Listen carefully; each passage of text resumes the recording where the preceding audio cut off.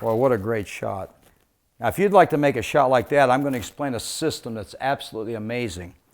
This is a situation where the cue ball's in the corner, you're blocked from shooting the 8 straight in here on the end rail, and you can't go one rail to that end of the table because the 10's in the way. So the only real option you've got is to shoot 3 cushions around the table into that 8 ball, but you've got to know a few numbers in order to do that.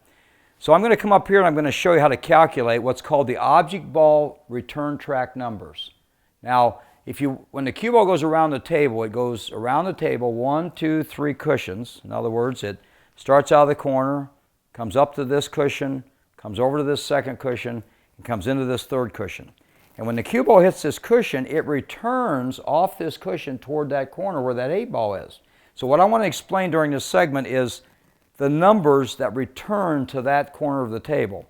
Now, where the 8 ball is sitting right now in that corner pocket, this line from here to this second diamond from this end, this is called the 20 return track. Now, years ago, they used to call that the 2 return track. But this is actually now called the 20 return track because it's easier to subtract a little bit later, which I'll explain to you.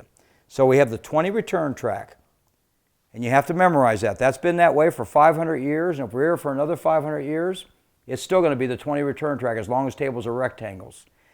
If you move up to this diamond from this end, this is 1 diamond up, or it's 10 points up. And from here, this track is called the 10 return track, and it returns over to where that chalk is on that rail right over there. That's called the 10 return track. It's very important to memorize that return track. That's the 10 return track. This is 1 up, and that's 1 up from that end. This is the 20 return track, which I just showed you to the corner. And this diamond right here is 10, 20, 30, which goes to that chalk right there. So this is the 30 return track. Now you'll notice that on that end of the table, it's not quite on that diamond. It's about 1 inch off, and that's just the nature of how the compression of the rails work. But for right now, I'm not going to go into any more detail. I just want to make sure we understand the return tracks. In this particular case, the 8 ball's on the 20 return track, and we're going to now, in our next segment, we're going to actually show you how to calculate the cue ball value, and then we're going to show you how to calculate the shot so you can make it also, according to drcue.